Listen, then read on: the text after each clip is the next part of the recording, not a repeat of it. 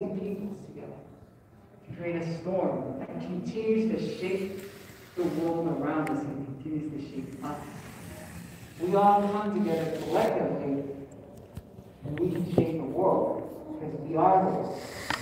My understanding continues to echo within the halls of city, within the district, the school district, and the governing board, and as well as the university, Northern Arizona University, where these young people would graduate, promote from middle school, graduate high school, and then be shown up at the university saying, hey, look, I know what you did to my elders, so I'm not going to take the same BS you gave them. Because I already know your tricks, because my elders pulled it to me right here, right in front of me. So whatever you're going to try to do to try to break me down so I can get your diploma, it's not going to work on me. In fact, hey, PSU, Black Student Union. Hey, LSU, Latino Student Union. Hey, Mixed Student Union. All of these student unions, student organizations that are led and organized by students of color, I know where you're coming from because I was in those spaces when we were having those conversations. Let's work together. Because we are like canoes. And if we as canoes come together in the oceans of institutions, then we can endure any waves or any storms they throw at us because we're going together in that single direction, fighting the current together. So you have all these people coming from different walks of life, different perspectives, different wisdoms. And coming together and saying, look, we stand together and we're working together. We're organizing. What about you, institutions? What are you doing for us? Because right now, we're making the community you promised us. We're making the city itself. Why do we need you, governments? Why do we need you, university? Why do we need you, public schools? It challenges them and makes them challenge themselves too. Saying, oh, wait, you need us, right? Because we need your power to give us an existence, a reason to exist. So, we are going to work that much harder because you as the community organized that so much well.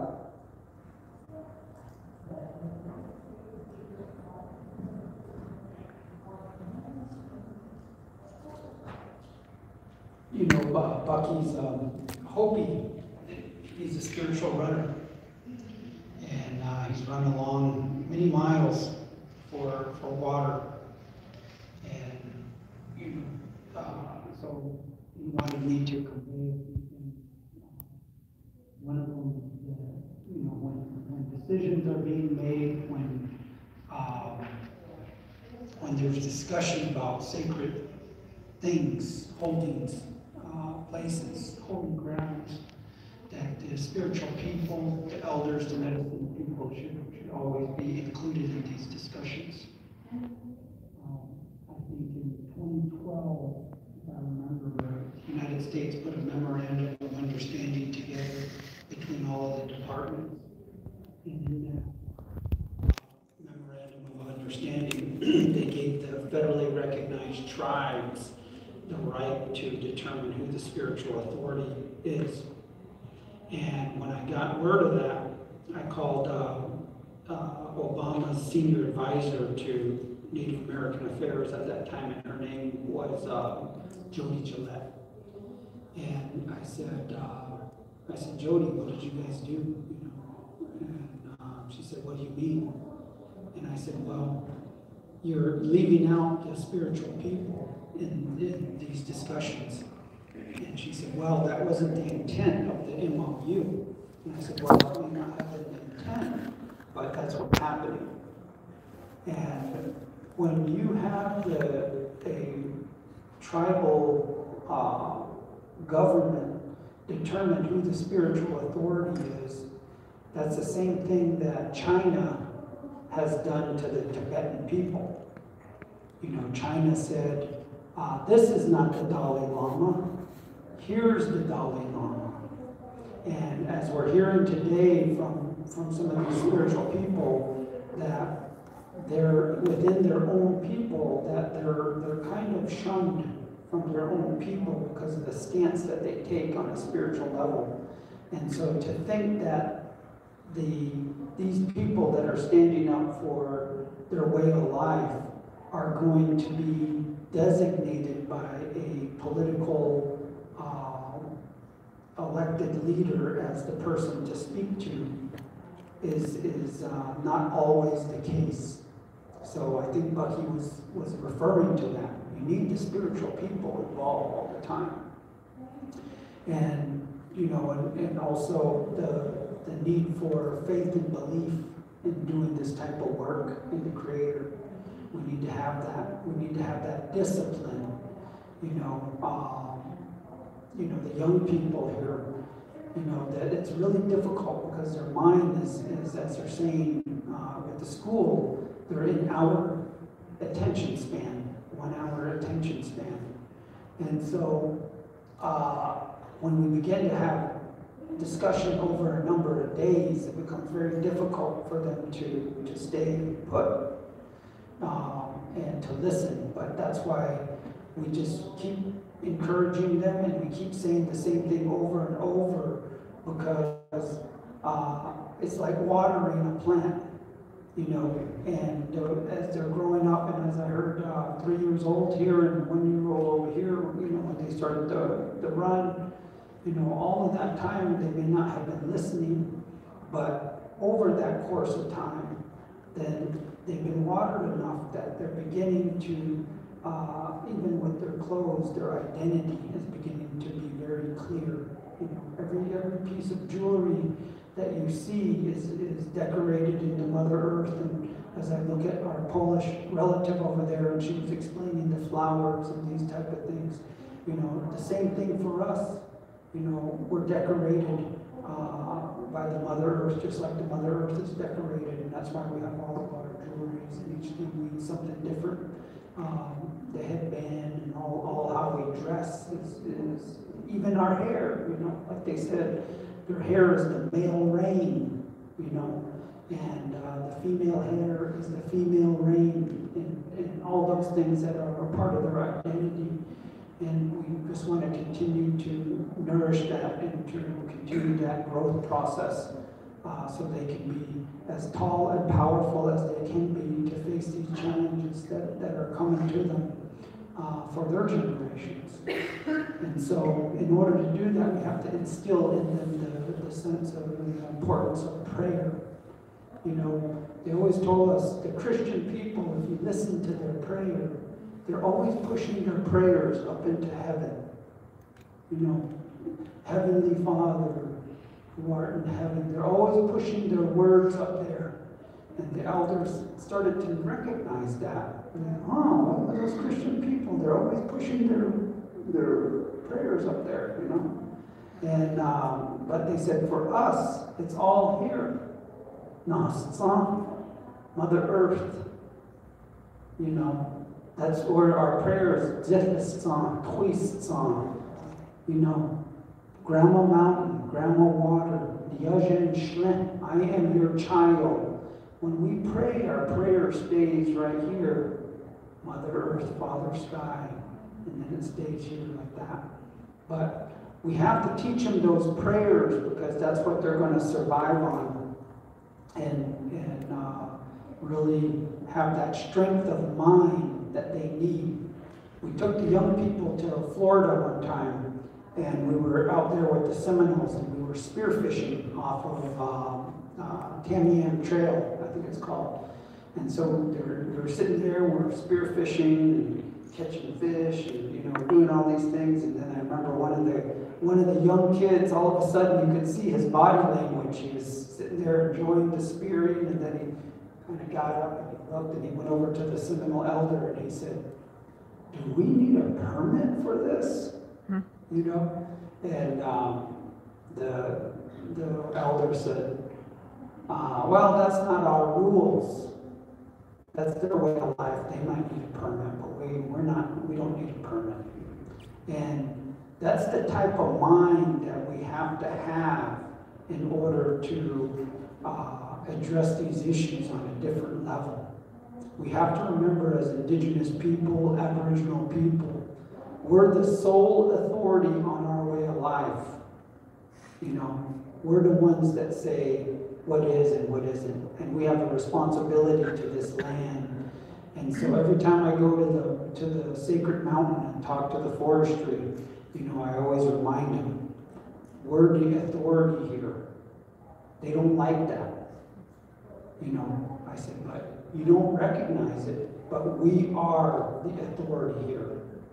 And we have to come in with that type of understanding and that mindset, because to come in and do any less is being defeated, really, because now you're asking permission to do something in your own home, and that's not appropriate, So as we address these things, we have to do it in the elders always say, you're representing the sacred mountain, so you have to be really respectful and sacred with those things too, we just don't throw it in their face, but we also have to stand on our way of life.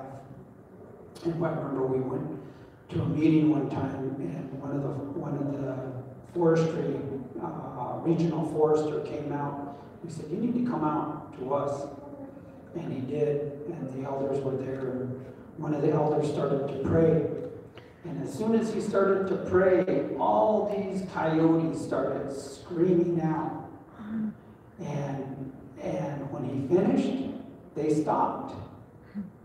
And then he said, he walked up to me, he said, this place is still really strong. The land is real strong here still.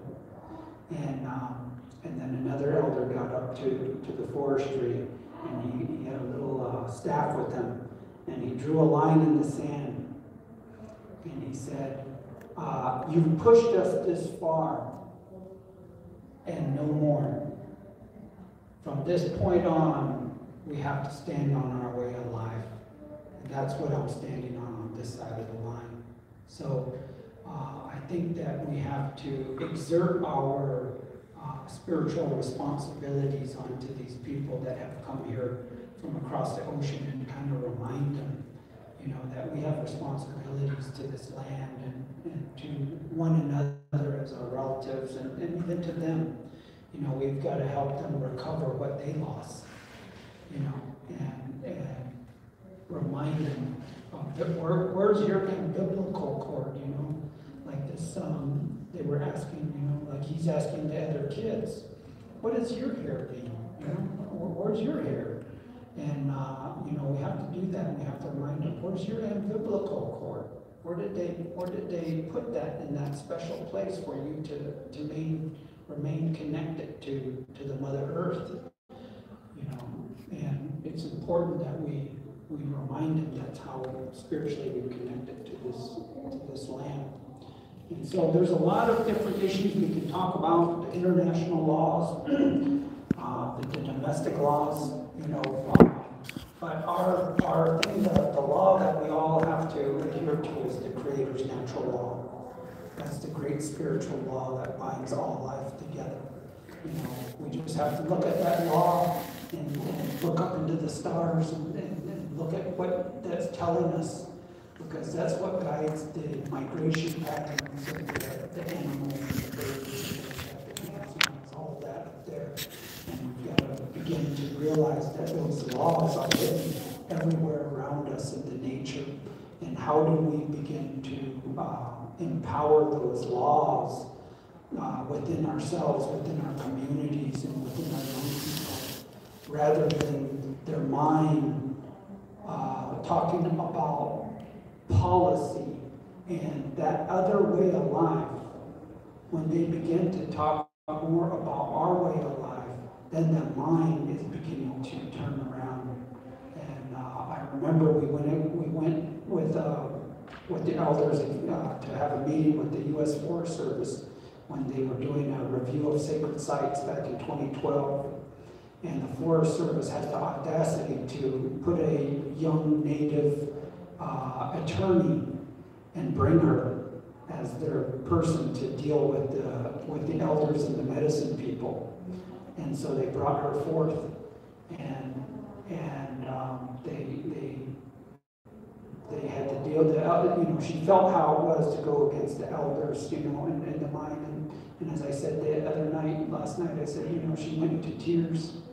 But the one thing that the elder said after that was, we were fighting for her mind. And I think that when we get to that place of understanding on the work that we're all doing here, it's really how our mind is been developed over the years. Is it English oriented, or is it within our own language and our own way of life? Because we have to solve these issues standing on our own language, our own thought processes as Indigenous people. If we try to argue with them using the English language, they know every trick and they know how to twist those words. And I remember going to a law school with one of my elders, and we were sitting before the meeting happened, and we were sitting out in the little courtyard, and there was a young legal student sitting in the next table over us, and he and I were talking, and he said, you know, this school, it's a law school, and he said, this school teaches these kids how to twist empty words. That's what he said. And so I looked at him, and then it was interesting because the young attorney that was sitting in the table over, he was sure in his books, but he must have been listening because he popped up. And he said, and he went to the elder, and he said, he's right. You know, and so when you have a system of governance that is based upon a foundation of words that can be twisted and manipulated and mean a bunch of things, you know, that's not a foundation that we can build anything sustainable off of. We have to go back to our original languages and begin to utilize that as our strength. So, is there any questions?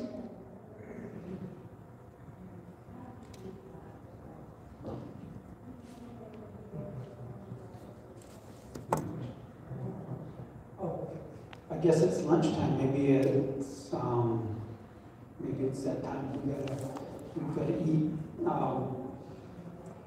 And I guess I'll say this much, you know, because they're going to carry on the rest of the afternoon and so forth. But as I said last night, you know, we really have to begin to, as people, address these policies and these regulations and these laws that have been designed to abuse the Mother Earth and the people of the earth. And that's our responsibility as the adults here. We have to address those laws because they're abusing us and they're abusing our mother. And the only way to do that is to do the work that you all are doing. So I appreciate all you do. And if there's any way that we can help, you know, we have our sacred mountain that we're protecting and that we're working for, and we sure can use your prayer for that too. Yeah, thank you. So right now it's lunch, and you can all go to lunch.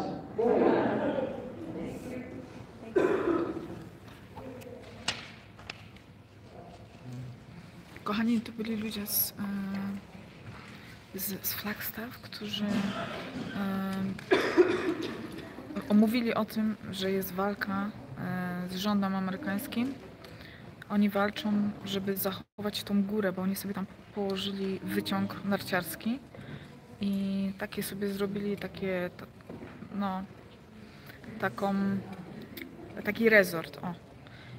Zamiast uszanować to, że oni mają, to święta góra to jest, nie? To oni muszą walczyć o to, żeby tych gór nie, tak jak u nas te góry w Polsce są blokowane, te miejsca święte są blokowane, to tak samo u nich się dzieje. Oni nielegalnie położyli sobie wyciąg narciarski po prostu, no i tak się dzieje. Ja bym chciała coś dodać, jeżeli chodzi o te maski. Oni nie są świadomi jeszcze, ponieważ tutaj bardzo dużo ludzi zginęło podczas COVID-a. Chciałam wam powiedzieć, że oni się po prostu boją. W Polsce tyle ludzi nie wyginęło jak tutaj, na tych rezerwatach. Oni są bardzo na ten wirus białego człowieka, bo to jest specjalnie wypuszczone na nich i wszystkich kolorowych. My nie jesteśmy tacy aż na to biali, to wam mówię, żebyście wiedzieli. Także ja nie mówię, że ja mam nosić to, bo ja nie noszę, ale oni się po prostu boją. Ale oni do tego też dojdą, także dajcie im czasu. Idziemy teraz na lunch, pozdrawiamy, później będę dalej kręcić, nagrywać. Pa, pa, dzięki.